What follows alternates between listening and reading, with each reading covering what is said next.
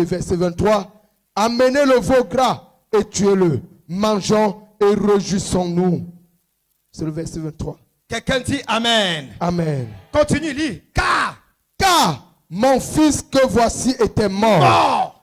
Et il est revenu à la vie. Il était perdu et il est retrouvé. Quelqu'un dit Amen fort. Amen. Dites avec moi le problème du fils prodigue. Le problème du fils prodigue. Est-ce que tu peux dire plus fort s'il te plaît? Le problème du fils prodigue. Non, je préfère ce titre-là au lieu de l'erreur. Dis le problème du fils prodigue. Le problème du fils prodigue. Asseyez-vous dans la présence de Dieu. Bien-aimé dans le Seigneur, un texte hors de son contexte n'est qu'un prétexte. Pour comprendre les paraboles, l'interprétation herméneutique des paraboles répond à un certain nombre de critères. La définition et l'interprétation des paraboles est différente de l'interprétation des histoires, différente de l'interprétation des enseignes pédagogiques ou d'images imaginaires. Les paraboles sont des histoires imaginaires dans le but de transmettre une vérité spirituelle afin d'amener le peuple à comprendre une réalité qui peut le rapprocher du royaume. Lorsque nous comprenons ça, nous allons affaire dans Luc chapitre 15 à 3 paraboles que Jésus va présenter. 1. La parabole de la brebis perdue. 2. La parabole de la drachme perdue. 3. La parabole de l'enfant perdu. Ce qu'il faut comprendre, à la lumière de ces 3 choses, ces 3 paraboles qui ont tous un même point, mais qui ont une idée différente et des explications différentes. Pourquoi je le dis? Parce que dans les 3 paraboles, il y a quelque chose que quelqu'un avait. 2. La chose est perdue. 3. La chose est retrouvée. 1. Il avait quelque chose. 2. La chose est perdue. 3. La chose a été retrouvée. Donc tout ce que tu as peut se perdre. Yes.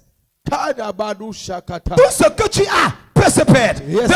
Tout ce que tu perds, tu peux retrouver. Amen. Ce n'est pas parce que tu as la chose que tu ne peux pas la perdre. Et ce n'est pas parce que tu l'as perdu que tu ne peux pas retrouver. Yes. Si tu lèves ta main, tu dis Amen. Ce que tu as perdu, tu vas le retrouver. Ta manière de dire Amen ne correspond pas à ma prophétie. Amen. J'ai dit, tu retrouveras la gloire. Tu retrouveras la faveur. Amen. Tu retrouveras la bénédiction. Amen. Tu retrouveras l'élévation. Amen. Quelqu'un dit fire.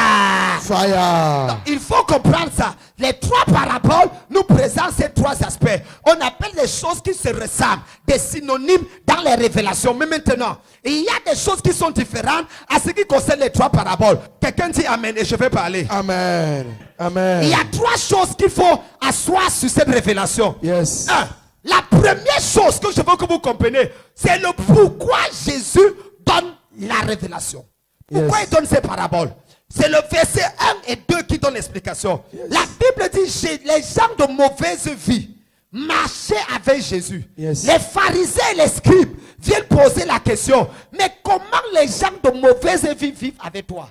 Tu ne les vois pas. Et c'est sur cette base que Jésus donne la révélation. Donc, la raison de la parabole, c'est pour justifier le fait qu'il marche avec les gens de mauvaise vie. Yes. Il faut d'abord qu'on soit clair. Il veut expliquer aux gens pourquoi il est là. Numéro 2. Lorsqu'il donne la première parabole, il dit qu'un homme a des brebis. Une brebis se perd. Et qu'est-ce que l'homme fait? Il laisse les 99 brebis pour aller chercher la brebis. Et mon fils qui est arrivé dans mon bureau me disait, c'est pour ça que papa, même si bébé, tu dois aller me chercher. J'ai dit, erreur. Erreur. Parce que le maître de la brebis allait chercher la brebis. Mais le père du fils prodigue n'est pas allé chercher le fils prodigue. Hey, mon général. Mon général. Jamais on ne va entendre que le père s'est déplacé de la maison pour aller chercher le fils. C'est le fils qui connaît la route retour. Le père ne sait pas où le fils est parti. Mais le fils sait d'où il est parti. Le père ne connaît pas où le fils est parti. Mais le fils connaît d'où il est parti. D'où il est sorti. Donc il peut revenir là où il est parti. Le père ne suit pas le fils. C'est le fils qui revient vers le père. Mon général. Quelqu'un dit accélère. Accélère. Quelqu'un dit accélère. Accélère. Donc en réalité, deuxième parabole, la femme est dans la maison et perd son argent. Un drachme. Et la Bible dit, elle va allumer la lumière. Vérifiez bien. Et elle va trouver le drachme. Et quand elle va finir de trouver le drachme, ce n'est pas le drachme maintenant. C'est elle qui cherche le drachme. Les deux premières paraboles, c'est celui qui a perdu, qui va à la recherche de ce qu'il a perdu. Yes. Mais dans la parabole du fils, c'est le père reste sur place et le fils revient. Voici maintenant là où je vais accélérer. La Bible dit, quand le maître de la brebis, le berger, trouve la brebis, qu'est-ce qu'il fait? Il appelle ces gens et il organise une fête. Il n'y a pas de fête sans nourriture. Il n'y a pas de nourriture sans viande. Mon général. La brebis qui est revenue a occasionné la mort des autres de ses frères. Mon général. Quand on a retrouvé la brebis, parmi les 99 qui sont restés, on a égorgé quelques-uns. Pour dire, la brebis qui est perdue est revenue, faisons la fête, donc tuons les autres. Donc toutes les 99 brebis priaient que cela ne soit pas retrouvé. Parce qu'ils savaient que le fait de retrouver cette brebis va faire qu'on va tuer certains d'entre eux. Parce que le maître est en joie, le berger est en joie qu'il a retrouvé quelque chose qu'il a perdu. Mais par la suite, il va aussi tuer la brebis. Parce que la brebis est conçue pour mourir, pas pour être perdue. Il ne cherche pas la brebis parce qu'il veut donner quelque chose à la brebis. Il recherche la brebis parce qu'il a perdu quelque chose qu'il a investi. Mon général. C'est pour ça que le père ne se déplace pas. Parce que le père en réalité sait que le fils a plus besoin de lui. Mon général. Vous voulez que je vous parle? Allons dans le drache. La Bible dit, lorsqu'elle trouve le drache, elle allume la lumière. L'économie de l'air, elle va payer ses yeux. Elle doit mettre le kérosène ou l'essence ou le pétrole dans la lampe. Et ensuite, elle appelle ses amis et dit, réjouissons-nous. Pour se réjouir, il faut qu'on achète quelque chose pour que les gens mangent. L'argent qu'elle a retrouvé, elle a utilisé ça pour pouvoir acheter à manger à tout le monde. Chaque chose qui est perdue, qui se sont bataillés pour retrouver, ils l'ont liquidé. Non, je ne sais pas s'ils sont avec moi. Chaque chose qui était perdue, que c'est eux qui sont allés rechercher, ils l'ont liquidé. La chose n'est pas restée. Mais la seule chose qu'ils ont perdue et qui n'est pas allé chercher, c'est la seule chose qui a été préservée.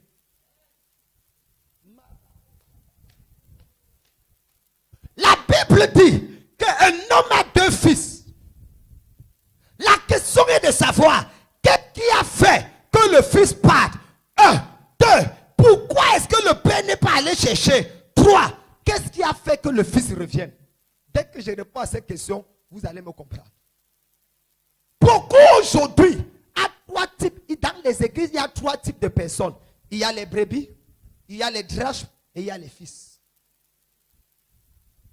Il y a les brebis, il y a les draches et il y a les fils. Les brebis sont les gens qui sont à l'église. Ils n'ont aucune filiation avec le Père.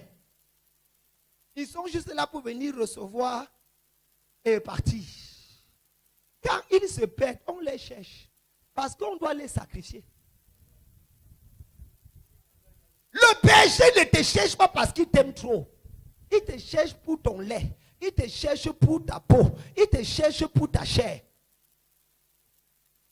Numéro 2, il y a les drachmes dans l'église. On les appelle les financiers. Tu vas voir un berger aller visiter quelqu'un qui n'a pas fait le culte dimanche. C'est parce que le gars a le blé. À la fin du mois, il sait que c'est ça l'argent qu'il apporte qui va permettre qu'il paye son loyer. Il commence à appeler ainsi de suite, ainsi de suite. On les appelle les draches. Ceux-là, on peut aller chercher. Toi, depuis que tu es souffré là, ton pasteur Mitterrand, il connaît ta maison. Mais il connaît la maison de celui qui a garé la Range Rover. 2 semaines seulement qu'il est à l'église, là, il a rendu visite 3 fois. Mais toi, tu as rendu visite où? Parce que c'est toi qui vas encore dire que papa, je n'ai même pas le transport pour rentrer. L'enfant chauffe, je n'ai même pas l'argent. Il va te rendre visite quoi? Ça, ce sont les drachmes dans l'église. 3 types de relations. Et enfin, les fils. Quelqu'un dit les fils. Les fils. Dis plus fort, les fils. Les fils. Les fils sont différents des drachmes. Les fils sont différents des brebis. Mais on ne part pas chercher les fils. Yes. Certains pensent que si je suis ton fils, même si je me perds, tu vas venir me chercher. C'est faux. Et mon général. Si tu es mon fils, si même tu es ma brebis, je vais te chercher. Si tu es mon drache, je vais te chercher. Mais si tu es mon fils, je ne te cherche pas. Je vais t'amener où? C'est toi qui dois revenir. Parce que peu importe le fait que le fils est mal à l'aise à la maison, il ne quitte jamais la maison. C'est sa maison. Certains d'entre vous ici là qui quittez l'église parce que vous vous sentez mal à l'aise. Est-ce que depuis que ton père, ton frère, ta soeur se comportent mal, tu as quitté ta maison? Tu as dit que tu n'es plus mon frère? Tu as dit que tu n'es plus ma soeur? Tu as dit que tu n'es plus mon père? Tu n'es plus ma mère? Ce n'est que la folie que les gens peuvent dire des bêtises pareilles. Même depuis que son père est sorcier. Même son père qui est sorcier, qui l'a liquidé, l'a livré. Il ne dit plus, tu n'es plus mon père à partir d'aujourd'hui. Non, non. Parle même de son père, tu vas entendre pourquoi. Tu vas savoir qu'il vient d'avoir les problèmes avec son père. La question c'est qu'est-ce qui s'est passé pour que le fils fasse ça? Or, vous ne pouvez pas comprendre l'attitude du fils si vous ne vous mettez pas dans le contexte. Un père a un enfant. Normalement, en hébreu, l'enfant qu'on appelle en grec technon devient plus tard huos lorsqu'il devient fils. Donc, il y a une différence de position entre un enfant et un fils. L'enfant est comme un esclave. Il est entre les mains d'un pédagogue qui lui enseigne les choses. Ce n'est pas le père qui a la responsabilité de l'enfant, c'est la mère ou un pédagogue. Mais c'est le père qui a la responsabilité du fils. C'est pour ça que Jésus, avant d'être fils, était d'abord enfant. Il était au pied de Marie. Mais lorsqu'il est devenu fils, Dieu le Père a revendiqué son droit. C'est pour ça qu'il a fallu que Joseph meure d'abord. Et mon général. Il a revendiqué la paternité. Celui-ci est mon fils bien-aimé, en qui j'ai mis toute mon affaire. Écoutez-le. L'enfant ne représente pas le père. C'est le fils qui représente le père. Oh my God. Shakaba.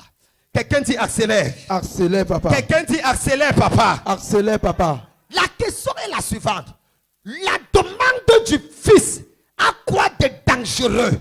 Quand un fils vient dire à son père, donne ma part d'héritage. Quelle est l'implication de ça? Il est en train de dire à ton père, je te tue. Yes, mon général. Parce que l'héritage ne se donne que lorsque le père est mort. On ne donne pas l'héritage du vivant, même en Israël. Le testament n'est validé qu'à la mort du testamentaire.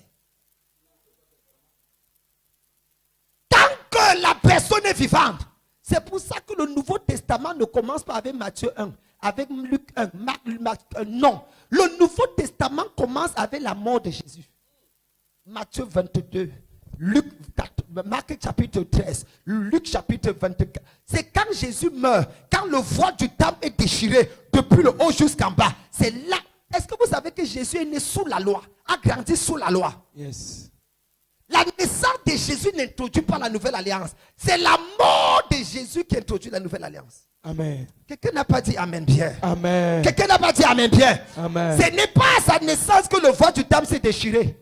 C'est à sa mort que le voile du temple. Pour dire, il n'y a plus de différence entre le lieu saint et le lieu très saint. Pour dire que le sang qui est maintenant valable aux yeux de la divinité pour le pardon des péchés, ce n'est plus le sang des taureaux et des boucs, c'est le sang de mon fils. Yes.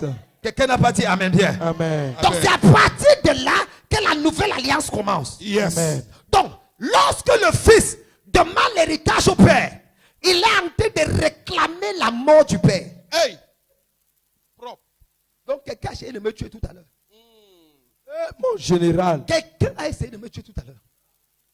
Il a dit, donne ma part d'héritage. Je lui ai demandé, mon frère, on t'a dit que le coronavirus m'a attrapé. Page. Je lui ai demandé quel héritage. Il dit, quand le fils prodigue devait partir, son père lui a donné l'héritage. J'ai dit, yo, laisse-moi t'enseigner la parole. Il était mort. Laisse-moi t'enseigner la parole. Oh, comme il a raté de tuer le père, lui-même il est mort.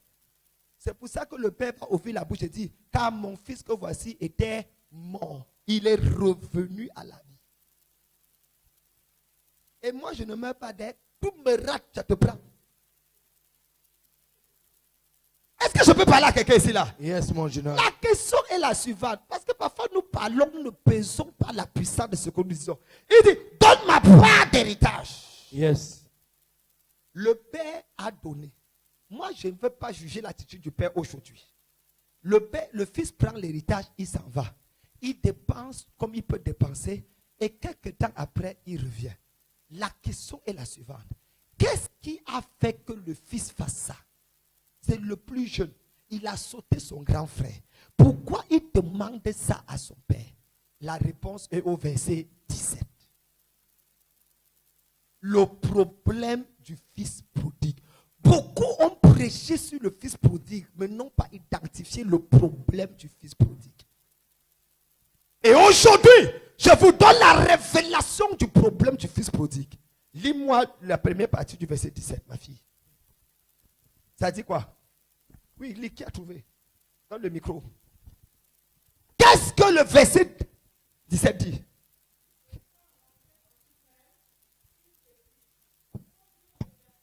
Reprends la phrase. Quoi? Quoi? Étant rentré en lui-même. Ce qui veut dire que pendant tout ce temps, le fils n'était pas en lui-même. Hey, Il était envoûté. c'est un possédé alors. Il était envoûté. Un rentré en lui-même. Ça veut dire qu'il n'était pas en lui-même. Tout ce qu'il a fait là, c'est parce qu'il n'était pas en lui-même. Quelque chose d'autre le contrôlait sans qu'il ne sache.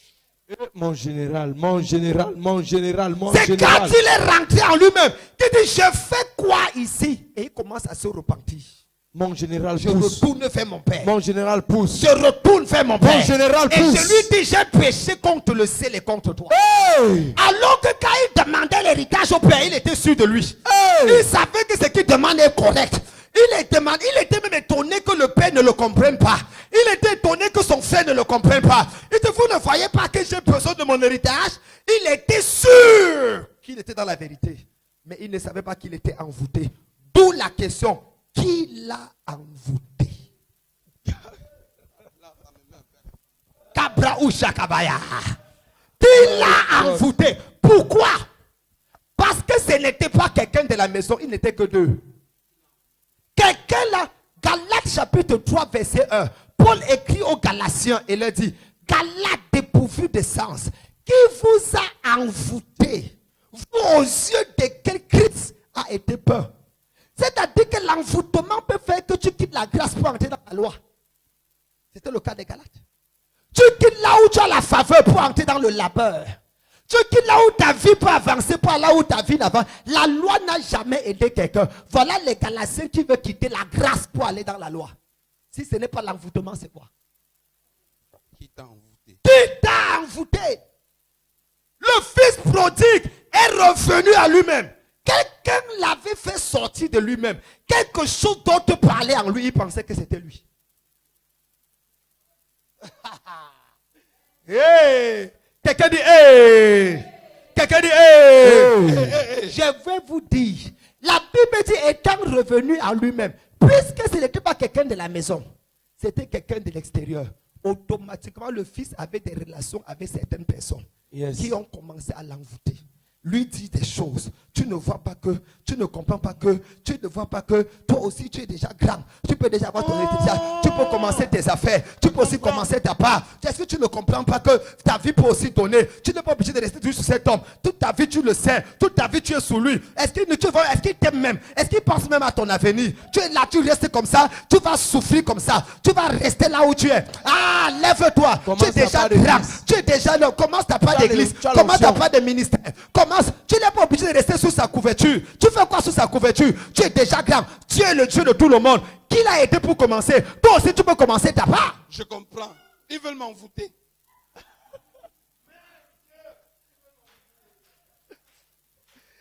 Ils veulent t'envoûter. Il y a l'envoûtement, c'est fait par des paroles. Vous le savez. L'envoûtement c'est fait, fixe-moi. Tu te fixes.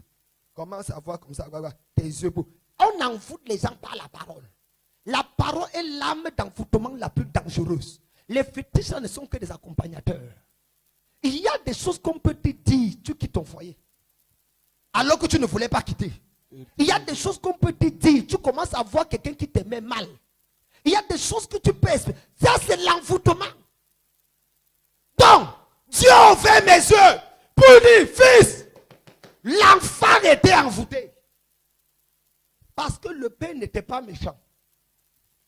Mais il voyait le père comme méchant. Le père ne voulait pas sa mort, mais il voulait la mort du père. Il ne commence son... La preuve, c'est que quand il est revenu à lui-même, il est venu vers son père et dit que je ne veux même pas être ton fils. Prends-moi comme un esclave. Je suis prêt. Donc en réalité, l'enfant était envoûté. Oh! Qui t'a envoûté? Maintenant, c'est à toi que je parle. Qui t'a envoûté? Quand quelqu'un peut commencer à dire, tu n'es plus mon père, l'envoûtement a déjà pris son effet. Voisin, qui t'a envoûté? Ah, l'envoûtement a déjà pris son effet. L'envoûtement a déjà pris son effet. Frère, je vous prêche la Bible, je ne prêche rien d'autre. Même si tu ne m'aimes pas, crois la Bible. Yes, mon jeune homme. J'expliquais à mon fils là, Prêche, papa. et je lui disais, est-ce que tu sais la différence entre Isaac et Jacob? Les deux sont les enfants d'Ésaü. La Bible dit que Dieu aime Jacob, il n'aime pas Ésaü. Il le déteste à la limite. Mais regardez ce qui va se passer. La Bible dit que Ésaü va prendre tout. Non, Jacob va prendre avec la complicité de sa mère toute la bénédiction. Il va partir avec. Vrai ou faux? Frère. Mais il va quitter la présence de son père. En quittant la présence de son père, pendant 24 ans, Jacob n'a aucun bonheur. Il a la bénédiction, mais il n'a aucun bonheur. Pourtant, il a la bénédiction. Pourquoi? Parce qu'il a quitté la présence de son père.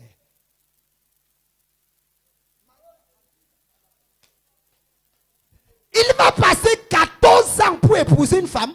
La femme qu'il aime, tu travailles chaque jour 14 ans. Ce n'est plus l'amour, c'est l'envoûtement plus. Encore. On va changer son salaire 20 fois. Chaque 2 mois, on paie son salaire. Pas normal. Chaque 2 mois, on paie son salaire. Hey. Et il continue à travailler. C'est pas... Franchement. Elle était belle. Malgré qu'il y a la bénédiction. Oh, preuve. À côté de lui, quelqu'un qui n'est pas béni. Il s'appelle Ésaü. Mais Ésaü est resté à côté de son père. 20 ans plus tard, quand les deux se rencontrent, qui se prosterne devant l'autre? Jacob. C'est lui qui a quitté son père et à genoux devant celui qui est resté à côté de son père. Mon général. Papa Eh, pousse. gagagou, bataba, toum, toum, toum, toum, toum, toum, toum. Papa pousse. Celui qui est resté à côté de son père était plus puissant que celui qui était le frère. Je ne vous demande pas. Ésaü, malgré que son père a pris sa bénédiction à donner à son frère, Ésaü n'a jamais parlé contre son père. Jamais. La preuve, c'est que il commence à détester son frère. Au lieu de détester son père, que comment tu as donné ce qui m'appartient à l'autre? Il détestait plutôt son frère. Il dit, au lieu de haïr mon père, je préfère haïr mon frère. Parce que mon père est ma source. Amen. Ce n'est pas tout. Il dit qu'il va tuer son frère. Mais regardez ce qu'il dit. Les jours de la mort de mon père vont arriver. C'est après que je vais tuer mon frère. Même comme je déteste mon frère, je ne peux pas le tuer quand mon père est vivant parce que ça va peiner mon père. Il ne voulait pas faire du mal à son père. Ah, mon général. En dépit de tout ce que son père a fait contre lui, il ne veut pas blesser le cœur de son père. Je ne sais pas les bâtards qu'il y a dans l'église aujourd'hui. Je ne sais pas. Je ne sais pas comment ils lisent la Bible. Je ne sais pas quel envoûtement il y a dans ta tête. Je ne connais pas. Et c'est ça la faiblesse de l'église francophone. C'est ça la faiblesse. Il n'y a pas de gens qui ont la révélation de la paternité. Il n'y a pas. Tu te laisses envoûter facilement. Par l'attitude, par le comportement. Voilà quelqu'un, son père a pris sa bénédiction, la chose la plus précieuse de sa vie, a donné à quelqu'un d'autre. Jusqu'à aller continuer à respecter son père, à se soumettre à son père. Il ne dit pas que quoi. Et son père l'a même maudit à la limite. Il dit que ta main sera privée de ceci. Le ciel sera privé de ceci. Tu vas travailler comme ça.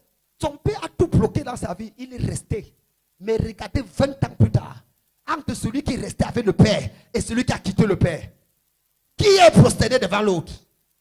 Ton père est le secret de ta... Maintenant, je parle de ton père. Je ne parle pas de ton oncle. Parce que ce ne sont pas parce que c'est ton pasteur que c'est ton père. Tout pasteur n'est pas père. Ton père, c'est celui qui a ton ADN. Quand tu l'écoutes, tu as quelque chose en toi. Même si tu ne l'aimais pas, même s'il avait vu qu'il te plaît, tu dis que la seule manière de ne plus aimer ce gars, c'est de ne plus l'écouter. Parce que quand tu l'écoutes, il y a comme un secret qui déclenche en toi, qui fait que tu commences à l'aimer sans comprendre comment tu l'aimes. Ça, c'est ton père. Tu n'avez pas encore vu qu'on était tout petit. Entre nous là-bas, on dit que le vieux là, on appelle notre père le vieux là, l'Indien là, il est dur. Mais quand tu arrives à la maison, Camden, oui papa. Tout ton rêve, c'est qu'il t'apprécie. Quand il te blâme, tu pleures. Pourtant, avec tes amis, tu jouais le dur. Le vieux là, il va voir, il va voir. Le père, quelqu'un dit le père. Le père. Quel était le problème du fils prodigue? Il était envoûté. Regarde ton voisin, dit, est-ce que tu ne ressembles pas à quelqu'un qui est envoûté? Est-ce que tu ne ressembles pas à quelqu'un qui est envoûté? Tu vois, il n'a même pas parlé. Tu sais que son envoûtement est déjà Je suis grave. envoûté. Non, là, je suis envoûté. Le téléchargement est à 90%. Va, lève-toi, va vers toi, personne, ne le touche pas, ne le salue pas. Regarde-le dans les yeux, dis, est-ce que tu n'es pas par hasard envoûté? Lève-toi, vas-y. Trois personnes, pose-lui la question. Est-ce que tu n'es pas par hasard envoûté? Est-ce que par hasard, ton attitude là ne prouve pas qu'il y a un envoûtement dans ta vie? Ah! Quelqu'un dit hey! Quelqu'un dit hey! Lève ta main, dis Seigneur, détruis la puissance de l'envoûtement dans ma vie. Détruis la puissance de l'envoûtement dans ma vie. Dis le plus fort, Seigneur, détruis la puissance de l'envoûtement dans ma vie. Détruis la puissance de l'envoûtement dans ma vie. Je peux clôturer avec quelque chose? Il y Yes, avait un homme de Dieu. Il y avait un homme de Dieu qui s'appelait Jérémie. Quelqu'un dit Jérémie. Jérémie. Oh, ouvrez vos Bibles dans Jérémie. Je veux que tu me lises ce passage. Est-ce que tu es béni par la parole d'aujourd'hui? Yes, mon non, si tu es béni, ce n'est pas bon. Est-ce que tu te sens délivré par la parole d'aujourd'hui? Amen. Non, tu n'as pas dit Amen, Pierre. Amen. Voilà, les envoûtés ne veulent pas dire Amen. Ça, c'est votre problème. Est-ce que quelqu'un peut dire Amen plus fort que son voisin? Amen. Lis-moi Jérémie 35, versets 1 à 19. Oh my God. C'est avec le passage là qu'on va s'arrêter. À partir du verset 1. Une histoire bizarre sur la paternité. Jérémie 35, à partir du verset 1. Je lis verset 1 seconde. La parole fut adressée à Jérémie de la part de l'Éternel. C'est l'Éternel qui adresse la parole à Jérémie. Au temps de Joachim, fils de Josias, roi de Juda, en ces mots. Va à la maison des Récabites. Des Récabites. Oui. Et parle-leur. Tu les conduiras à la maison de l'Éternel dans une des chambres. Prends les Récabites et amène-les dans la chambre de la maison de Dieu. Et tu leur offriras du vin à boire. Donne-leur le matango, donne-leur le paillesse, donne-leur le vin rouge, donne-leur le vin blanc. Je pris Jazania, fils de Jérémie, fils de Abazinia, ses frères, tous ses fils et toute la maison des Récabites. Je les ai pris tous selon ce que Dieu m'a dit. C'est un ordre de Dieu. Oui. Et je les conduisis à la maison de l'Éternel. Oui. Dans la chambre des fils de Hanan. Continue. Fils de Jidalia. Homme de Dieu. Près de la chambre des chefs. Au-dessus de la chambre de Maséja. Fils de Shalum. Garde du seuil. Je mis devant les fils de la maison des Récabites des coupures pleines de vin et des calices. Et je leur dis, buvez du vin. Mais il répondit, nous ne buvons pas de vin. Car je leur dis, c'est Dieu qui m'a dit de leur dire. Je suis le prophète Jérémie, le prophète majeur de mon temps. L'homme qui écoute de Dieu et parle de Dieu. l'homme qui combat les faux prophètes. Je connais écouter Dieu et Dieu m'a parlé. Et je leur ai dit ce que Dieu m'a dit. Ils savent que Dieu me parle. Vas-y. Nous ne buvons pas de vin car Jonadab, fils de Récap, notre père, nous a donné cet ordre. Hey. Vous ne boirez jamais de vin, ni vous, ni vos fils. Et vous ne bâtirez point la maison. Vous ne sèmerez aucune semence. Vous ne planterez point de vigne. Et vous n'en posséderez point. Le prophète l'a dit. Ainsi dit l'Éternel, faites. Il dit jamais. Avec tout le respect qu'on a pour toi, on connaît la puissance de la paternité. Notre père, Récap, nous a donné cette instruction. Vous ne. Jérémie, on te respecte. Mais notre père, on le respecte plus. Continue. Mais vous habiterez sous des tentes. toute Il nous votre a vie. interdit de construire les villas, de construire les maisons en Dieu, mais d'habiter dans les tentes. Il dit que vous ne boirez pas. Les autres enfants, ils peuvent boire, mais vous ne buvez pas. C'est moi, votre père, qui vous parle. Continue. Afin que vous viviez longtemps dans le pays où vous êtes étrangers. Nous obéissons à tout ce que nous a prescrit Jonadab, fils de Récap, notre père. Nous obéissons à tout. Donc ne viens pas avec notre prophétie. Ça ne nous émeut pas. Ce que notre père a dit, c'est ce qu'on fait. Arrête-moi ça. Même si tu vois mon sexe, même si tu vois mon nom, le nom de mon père, de mon grand-père, ça t'est ton problème. J'ai un père. J'ai un père. Amen. Continue. Nous ne buvons pas de vin pendant toute notre vie. Nous, nos Ce femmes n'est pas et qu'on nos ne fils. veut pas, on aime le vin. Mais parce que papa a dit. On aimerait qu'on soit dans l'argent, mais papa a dit. Continue. Nous ne buvons pas de vin toute notre vie. Nous, nos femmes, nos fils et nos filles. Oui. Nous ne bâtirons point de maison pour nos demeures et nous ne posséderons ni vignes, ni champs, ni terre encensée et sémencée. Nous habitons sous des tentes et nous suivons et pratiquons tout ce que nous a prescrit Jonadab, notre père. Continue. Lorsque Nebuchadnezzar, roi de Babylone, est monté contre ce pays, nous avons dit, allons, retirons-nous à Jérusalem, loin de l'armée des Chaldéens. C'est toujours le même verset là, Jésus. Nous sommes au verset 11, papa. Continue. Lis le verset 12. Le verset 12. Alors, la parole de l'Éternel fut adressée à Jérémie en ces mots. Voilà maintenant comment Dieu va répondre. Dieu a dit à Jérémie, va leur dire de boire, de construire les maisons. Ils ont dit à Jérémie, on respecte Dieu, on respecte ton onction prophétique, mais on refuse. Dieu, donc Jérémie retourne vers Dieu. Et Dieu dit, Jérémie dit à Dieu, Jérémie, Dieu va maintenant dire à Jérémie, ils sont qui? Ils sont qui pour résister à ma parole? Qui sont-ils pour obéir à leur père et ne pas m'obéir? Ils sont malades, ma colère va les atteindre. Je vais les tuer, je t'envoie leur parler, ils disent que leur père a parlé. C'est qui ça? Suis-je pas Dieu? Qu'est-ce que Dieu va donc dire? Écoutons. Ainsi parle l'Éternel des armées, oui, le Dieu d'Israël.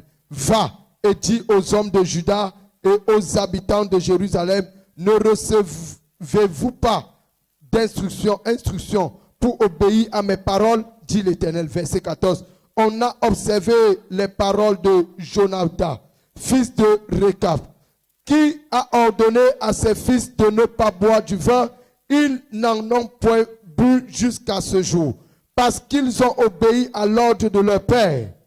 Et moi, je vous ai parlé, vous ai parlé dès le matin, et vous ne m'avez pas écouté. Verset 15. Je vous ai envoyé tous mes serviteurs, les prophètes, je les vous ai envoyés dès le matin pour vous dire, revenez chacun de votre mauvaise voie, amendez vos actions, n'allez pas après d'autres dieux pour le servir, et vous resterez dans le pays que j'ai donné à vos pères, à vous et vos pères. Mais vous verset n'avez... 16. Verset 16. Oui, les fils de Jonadab. Oui, les fils de Jonadab, fils de Récap, observent l'ordre que leur a donné le Père, et ce peuple ne m'écoute pas. C'est pourquoi, ainsi parle l'Éternel, le Dieu des armées, le Dieu d'Israël. Voici, je vais faire venir sur Juda, sur les habitants, tout ce que j'ai annoncé. Verset 18. Et Jérémie dit à la maison des Récabites, ainsi par l'Éternel des armées, le Dieu d'Israël, parce que vous avez obéi aux ordres de Jonadab, votre père, parce que vous avez observé tous ses commandements et fait tout ce qu'il vous a prescrit, à cause de cela, ainsi par l'Éternel des armées, le Dieu d'Israël, Jonadab, fils de Rakab, ne manquera jamais de descendants qui se tiennent en ma présence. Maman, tu pose encore la question, maman. Qu'est-ce que c'est? C'est quoi ça? C'est quoi ça? J'aime la question de maman. Le menteur.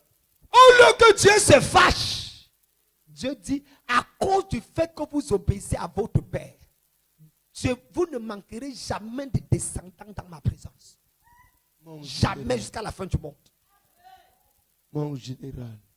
Obéis-tu à ton Père. Dieu est en train de dire, voilà les gens qui obéissent à leur Père. Vous ne m'obéissez même pas. Prenez leur exemple. La paternité n'est pas subjective. La paternité n'est pas un truc avec lequel on blague. Dieu dit même pour que Jésus revienne, il faut que les cœurs des fils soient réconciliés avec les cœurs des pères. Malachie chapitre 4. Qui est ton père? Donne ma part d'héritage, je veux partir. Tu n'es plus mon père. Maintenant, tu n'es que le général.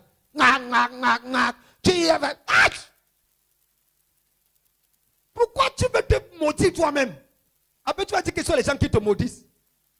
Pourquoi tu te fais du mal toi-même? Aime ta vie. Aime ta vie. Le Père n'est pas père parce qu'il fait tout ce que tu dis. Le Père n'est pas père parce qu'il te soutient toujours. Le Père est père parce que c'est Dieu qui a fait de lui ton Père. Full stop. Et le prophète Jérémie. Prophète Jérémie. Les gens là regardent, on dit que regarde-moi un faux prophète. C'est compliqué. Les prophètes se trouvent dans les problèmes. Le prophète est dans les problèmes. C'est pour ça que j'ai l'habitude de dire aux gens, identifie ton père.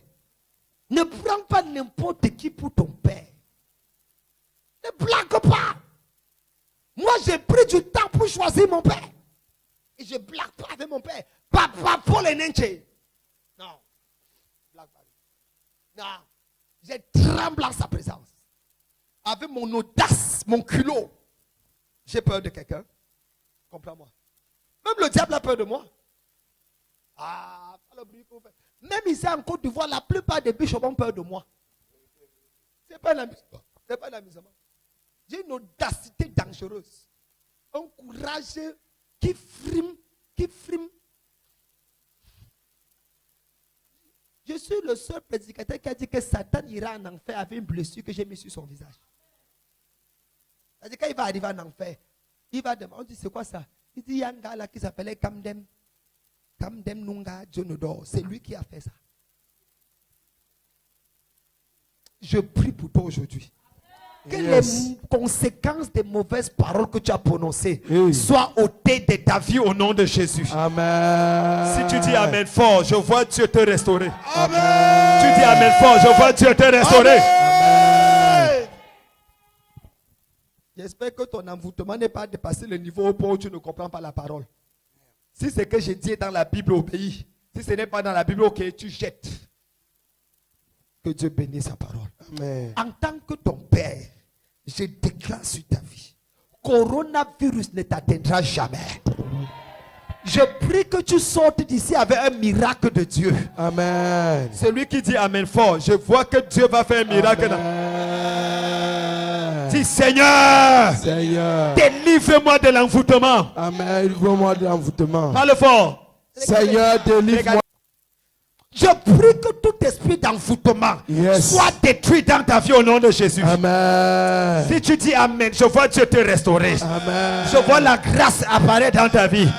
Je vois le ciel sourire sur ta vie. Amen. Je vois la main de Dieu t'accompagner dans ce que tu fais. Amen. Je vois la bénédiction de Dieu te poursuivre. Amen. À partir d'aujourd'hui, Yes. tu vas avoir un résultat rapide dans ta vie au nom de Jésus. Amen. Si tu dis Amen fort, si tu dis Amen fort, Amen. si tu dis Amen fort, si tu dis Amen fort, Jacob Yeah. est parti et il a travaillé longtemps pour avoir un peu. Isaac est resté Yes. et il a eu en abondance. Je prie que le ciel te réponde toujours positivement. Amen. Ma prière pour quelqu'un aujourd'hui, Yes. c'est que dans 21 jours, Hey. que tu saches que tu as écouté un message qui a béni ta vie. Amen. Que quelque chose de bien t'arrive. Amen. Qu'il y ait une nouvelle vie. Amen. Un nouvel espoir. Amen. Une nouvelle grâce. Amen. Une nouvelle faveur. Amen. Dans ta vie au nom de Jésus. Je Amen. prie que rien ne résiste à la parole de Dieu dans ton cœur. Amen. Je prie que ton cœur soit brisé par la parole. Amen. Je prie que ton cœur soit brisé par la parole. Amen. Que ton amour pour Dieu soit plus fort que ton amour pour toi. Amen. Sois béni au nom de Jésus. Amen. Je te bénis au nom de Jésus. Amen. Je déclare que tu réussiras tout ce que tu feras. Amen. Je déclare que tu ne mangeras pas la nourriture des pourceaux. Au Amen. nom puissant de Jésus-Christ. Amen. Celui qui dit Amen 3 fois est béni. Amen. Amen. Amen. Est-ce qu'on peut acclamer le Seigneur pour ça?